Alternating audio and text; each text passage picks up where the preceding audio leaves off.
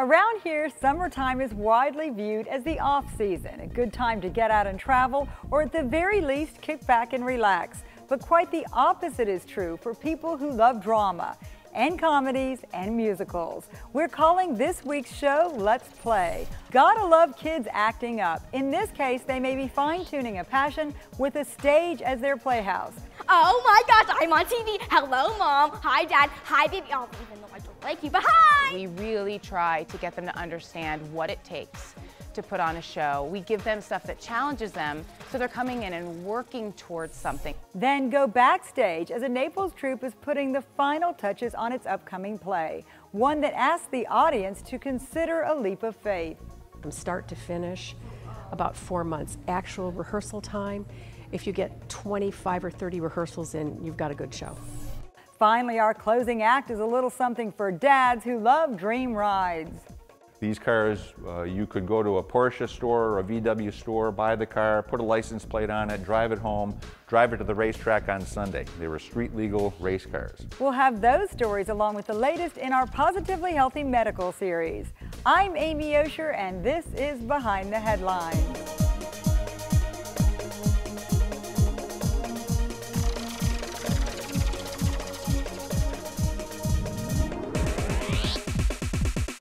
Competing with sports camps, computer camps, band camps, and just about every kind of camp you can imagine is the summer staple, children's theater. It's a place where kids are encouraged to act out. What do you get when you pack dozens of kids in a downtown theater and invite them to stretch their creativity? Look at you guys! If you're lucky, it might look something like this. 5, 6, 7, 8. Kickball, kickball, It's summertime at the Naples Players, featuring Kids Act, a theater program for children ages 4 to 18. So what we really try to do is create a disciplined environment where they are like mini professionals. And look up, Lila. Yeah. Just keep, keep doing that. It will totally work. Jessica Walk is directing the summer production of Junie B. Jones, a musical adaptation bringing the classic children's story to life. Within this playhouse, there are big shoes to fill. We don't hold back and just do a show. We really try to get them to understand what it takes to put on a show. We give them stuff that challenges them, so they're coming in and working towards something. These are the headliners. 13-year-old Jordan Crawford is starring as Junie B.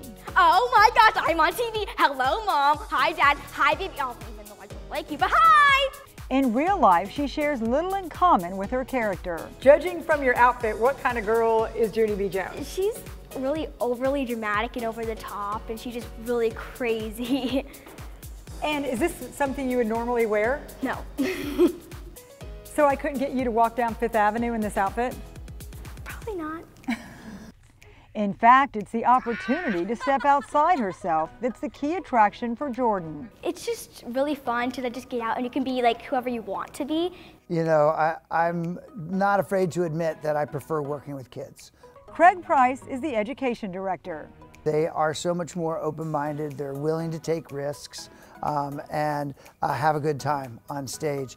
12-year-old Elliot Needle isn't afraid to goof around. Lucille! Lucille! Lucille! It suits him well in this setting. Sheldon is a very nerdy character. He's the best friend of Junie B. Jones. He is just very nerdy, and he puts on this halftime show in which he also acts and performs. Lila Mastro rounds out the starring roles as Junie's ex-best friend. In this show, I'm playing Lucille, and I used to be her friend in kindergarten, and then I decide I do not want to be her friend anymore because she is kind of too immature for me, and I've kind of grown up. At 12 years old, she's an old pro on stage. In this show, I have to be kind of a diva, and I've never done anything like that before, so it's fun to experiment with stuff. It's really about individualized training. So especially for these kids, they're all in a different area of development. So you really want to hone in on what they need. So when I cast a kids show, I'm looking at what they need rather than serving, what's the best person for this role. The education all the kids get here is priceless. Far beyond the song and dance, they're fine-tuning public speaking and working as a team. That's why I always tell parents to put their kids in theater, because it's a skill I think it's hard to learn in the academic setting, and when you put them here, it's something you don't know they're learning, but they're learning it intrinsically. Working with seasoned professionals from costuming and choreography to vocal and acting coaches, it's like boot camp for theater. The kids put in a rigorous schedule, working towards their moment in the spotlight. It's oftentimes after the first day where you just see them light up and they're hooked. When they hear the applause for the first time or the laughter for the first time of the audience, and they're like, this is it. There are few playhouses like this around, and kids who go through this program go on to big things. I've had kids grow up and be, you know, pretty much Broadway stars, and I've had them succeed in their own little ways in this very room. Putting on a play often involves a leap of faith, getting all the moving parts in sync. And every once in a while, a production itself involves a leap of faith. That's exactly what's going on in Naples. Like many in community theater, Scott Lilly wears a lot of hats. It's not my full-time job. Actually, this is my second full-time job. So, yeah, well, us folks here in community theater, especially here at the Studio Players, I mean, we all work. It's you know, pretty much, you know, of course, you know, all volunteer. No one is paid here, you know, except for the directors.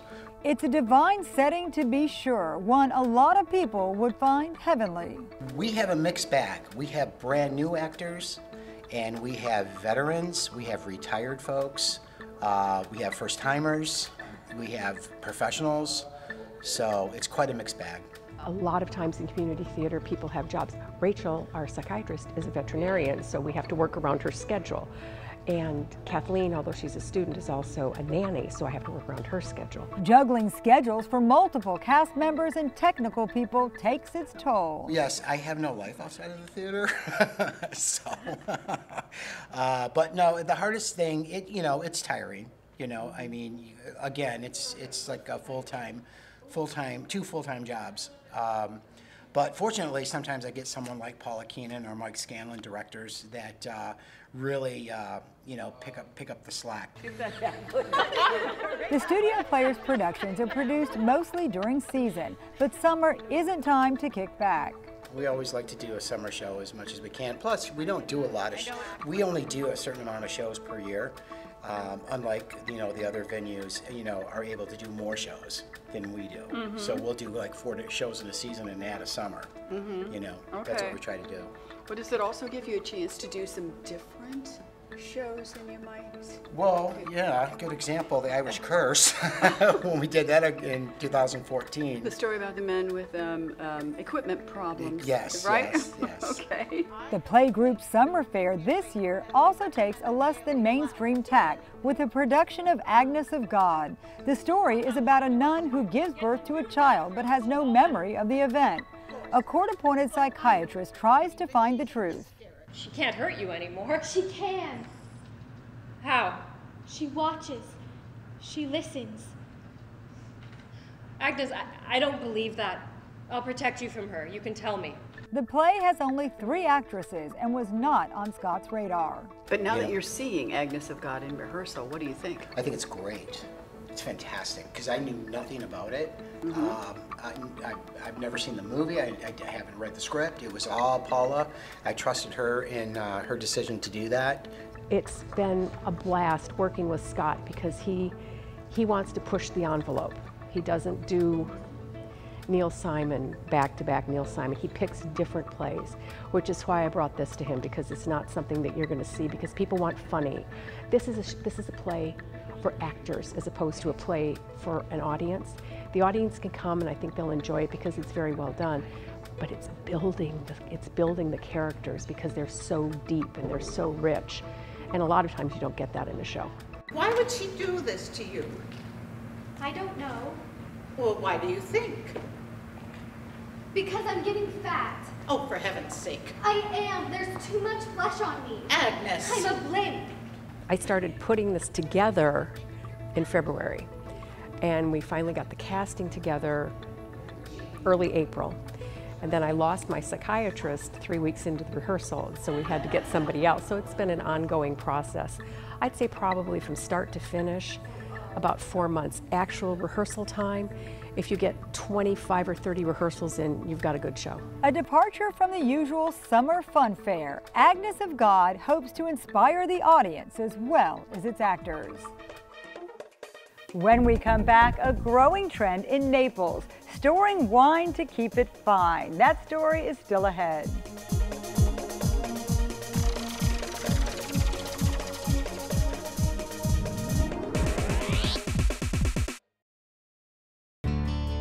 Life here is amazing, and so is the joint care.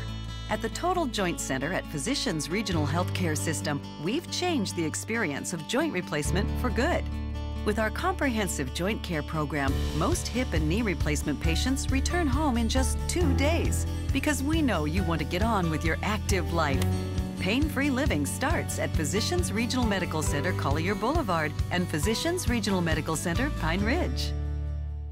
Hiring the right moving company is important. Best Moving and Storage is a family-owned and operated business serving Southwest Florida for over 22 years. From our free in-home estimate until the last piece of furniture is in your new place or stored in our climate-controlled warehouse, we treat you like family. Best Moving and Storage is fully licensed and insured, with all of our employees being certified drivers and packers. When it comes to protecting your treasured belongings, choose a company that's experienced and trustworthy. Call Best Moving and Storage today at 239-592-6565. My name is Steve Unser, and cabinetry is my specialty. I have been creating custom designed cabinetry for 20 years in Southwest Florida, and now I am celebrating the grand opening of our new Naples showroom. Steve Unser Cabinetry will help you design your kitchen, bath, or home office with stunning results, offering the best quality of cabinets with a wide variety of design options and pricing to fit any budget. If your kitchen isn't becoming to you, you should be coming to us. Now, 2 locations to serve you. Colonoscopy saves lives, detecting and often eliminating the potential for cancer in a single procedure. Now, a new advisory suggests more people should be taking advantage of this screening opportunity. Here's the latest in this week's Positively Healthy.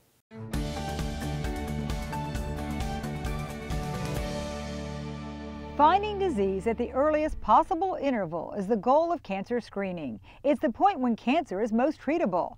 Tests for colorectal cancer are one of the disease's biggest success stories. Patients should get a colon cancer screening test, whether it's a colonoscopy or different other tests like a blood test or a stool test, to get a better idea of if there's any chance that they have colon cancer or colon polyps. For years, the recommended age to begin screening was 50 for someone with average risk. Board-certified gastroenterologist Alexandra Grace believes people are getting the message. We are seeing a decreased incidence in the United States, so I'm hoping that it's because we are getting messages out to do your screening tests. Over the past 20 years, the rate of colorectal cancer has dropped among people over 54, largely credited to screening in older age groups. They're seeing that their friends are getting them done and not having any issues, and that it's a pretty quick, easy procedure. The gold standard colonoscopy allows doctors to identify and remove growths that could become malignant. It's done under light sedation, and we take a small camera and we look up in the colon for little growths in the colon called polyps. And if left unmanaged, those polyps could lead to cancer down the road.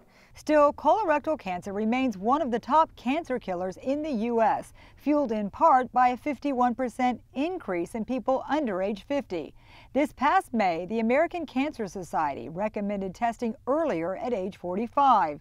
Doctors advise younger patients to get screened if they have any concerns. If you've had a sudden change of your daily habits, you suddenly get diarrhea that isn't going away, constipation that's not going away, or any blood or some weight loss that you're eating normally but you tend to not losing weight unintentionally, those are things that we say maybe you should get a test done sooner. There's no shortage of wine lovers in Southwest Florida, but there is evidently a shortage of places to store the good stuff. Business reporter Laura Layden brought us this story in the Daily News. While our hot, humid climate can be a challenge for collectors, it presents an opportunity for a business owner with a ripe idea. Developer Rachel Keller is about to break ground on a new high-end self-storage project, which will be called Carl's White Glove Personal Storage and Wine Vault. The business reflects a national trend of creating storage for luxury goods like cars and wine. Plans call for a 3-story temperature-controlled facility spanning about 90,000 square feet, 4,000 of which will be devoted to wine. The Carl will join several other wine specialty storage facilities in the Naples area. To read more about what's in store, head on over to naplesnews.com. Our news team isn't playing around this week. Here's a preview of stories they're covering on the beat. Thanks, Amy. Hi, I'm Shelby Reynolds. I'm a features reporter at the Naples Daily News. This last week, I spent time with the local indie rock band Wilder Sons. It's a group that's been jamming together since they were teenagers, and now they're growing into a new sound. They rehearse 3 times a week in their drummer's garage, which has been transformed into a makeshift studio. And this week, they have some big news to announce. So read about it in Friday's Naples Daily News or online at naplesnews.com. Hi, this is Patrick Riley, the Collier County reporter for the Naples Daily News. This week I worked on a story about what will happen with Dwight Brock's replacement after he passed away on Tuesday. You can find the story in last Thursday's Naples Daily News or online at naplesnews.com. Hey everyone, Dave Osborne, Regional Features Editor for the Naples Daily News and the Fort Myers News Press. I recently interviewed Damian Darlington. He's with the Pink Floyd tribute band, probably the most popular, biggest Pink Floyd tribute band, Brit Floyd. They were just in town here. They were here last May, a year ago May. You'll probably see them again next year. They are a band that plays music of Pink Floyd, just like Pink Floyd's recreates the show. So check them out sometime. You can read about them in my article at naplesnews.com.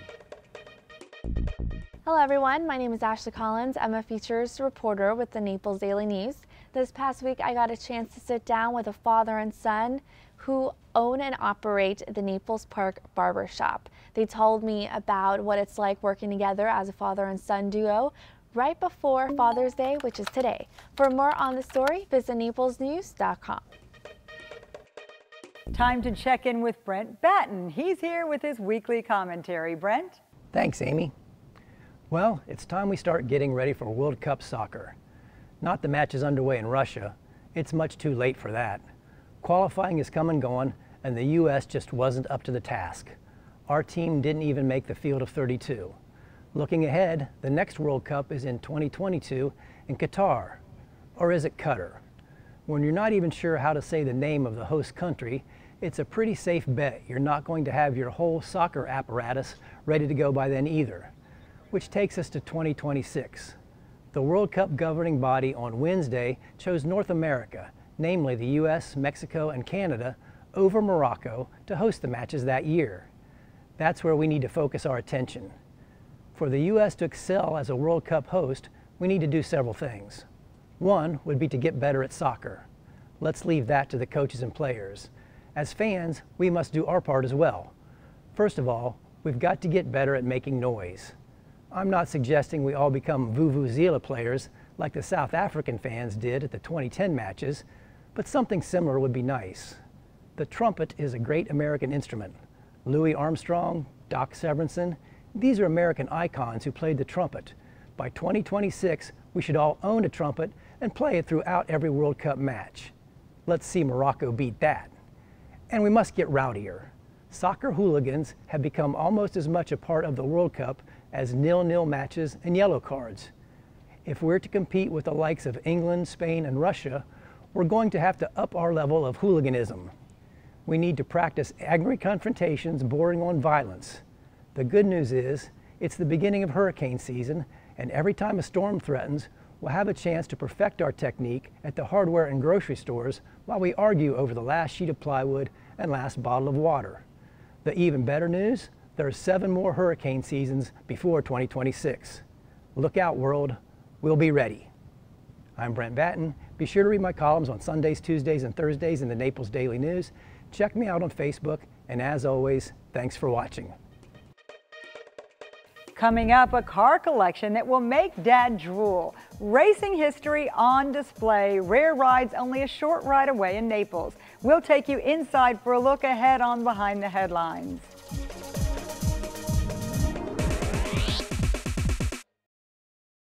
The area's only 30 minutes or less ER service pledge means you'll find less waiting for the care you need. And because we're full-service hospitals, a lot more care if you need it.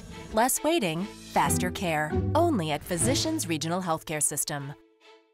Hiring the right moving company is important. Best Moving and Storage is a family-owned and operated business serving Southwest Florida for over 22 years. From our free in-home estimate until the last piece of furniture is in your new place or stored in our climate-controlled warehouse, we treat you like family. Best Moving and Storage is fully licensed and insured, with all of our employees being certified drivers and packers. When it comes to protecting your treasured belongings, choose a company that's experienced and trustworthy. Call Best Moving and Storage today at 239-592-6565. My name is Steve Unser, and cabinetry is my specialty. I have been creating custom designed cabinetry for 20 years in Southwest Florida. And now I am celebrating the grand opening of our new Naples showroom. Steve Unser Cabinetry will help you design your kitchen, bath, or home office with stunning results, offering the best quality of cabinets with a wide variety of design options and pricing to fit any budget. If your kitchen isn't becoming to you, you should be coming to us. Now, 2 locations to serve you. Is your auto insurance keeping pace with your life? Ask for a AAA Triple Check Insurance Review to see if your current policy is still a good fit. An agent will assess changes in your life, like new vehicles or drivers. Make sure you've got the right coverage and all the discounts you deserve. They'll also see how a AAA membership can round out your protection on the road. Plus, provide roadside assistance, discounts, free services, and vacation extras. Ask for your AAA Triple Check today.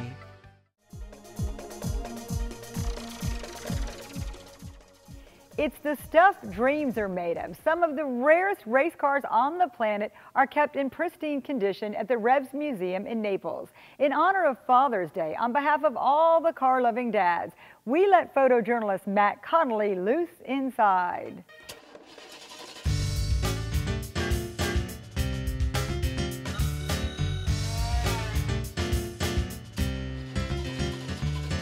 Welcome to the Revs Institute. My name is Mark Kessner. I'm a docent here at Revs. Here at the Revs Institute, we have 115 cars. We're a little bit different here than most other car collections in that none of the cars have a velvet rope around them. So you can get as close to the cars as you want. The Automobility Gallery sort of tracks the genesis between organic transportation, we're walking, we're riding our horse, to mechanical transportation. We're riding our bicycle, eventually we're driving cars. And so here we go into the Automobility Gallery. Here's the oldest car in the collection, an 1896 Panhard Elevador. This is called a wagonette, and you've heard the expression horseless carriage. Well, here's a horseless carriage in real life. Around the corner we've got 2 Duesenbergs, the Duesenberg brothers in Indianapolis, Indiana. Their charge was to make the best car that America has ever seen, and they did that. When you bought a Duesenberg, this is what you got, a bare chassis. You then went to your favorite coach builder and had him put a body and interior on. This is about $6,500 in 1930. A house might have been $1,000 back then. The body and interior was another $6,500.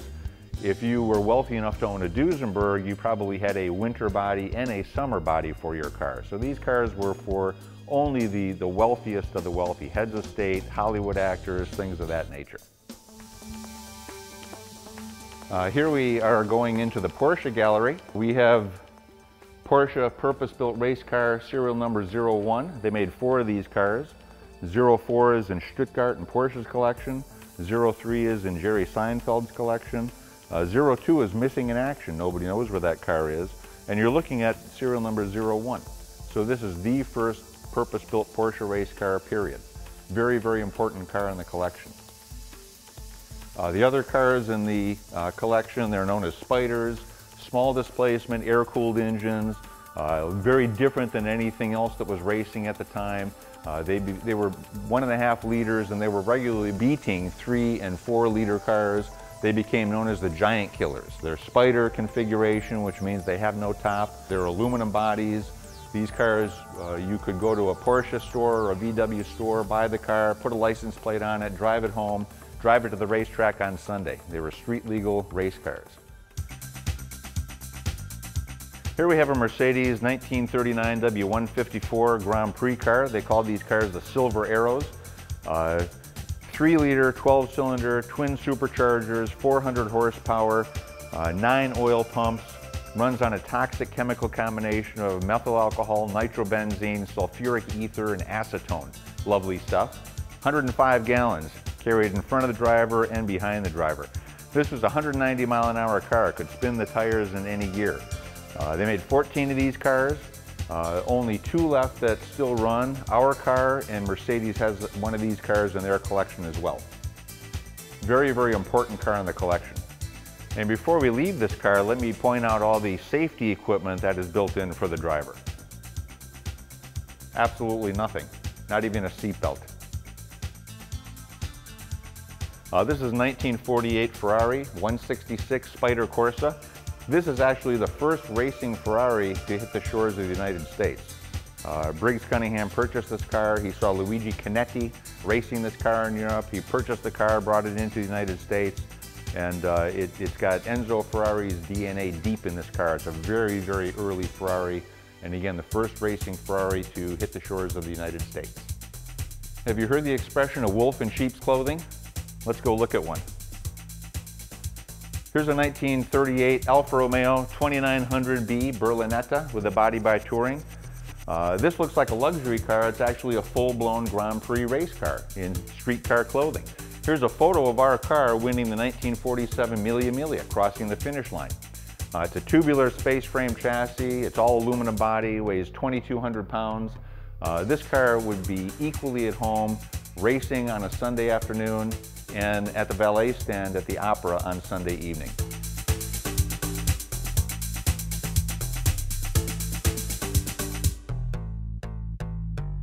The most important difference that we have here at the Revs collection is that all the cars in the collection run, and with the exception of 6 or 7 cars, they're all taken out of the building and exercised on a regular basis. Finally, we'll take this one out with a little razzle-dazzle as captured in a rehearsal for the upcoming production of Chicago by the Naples Players.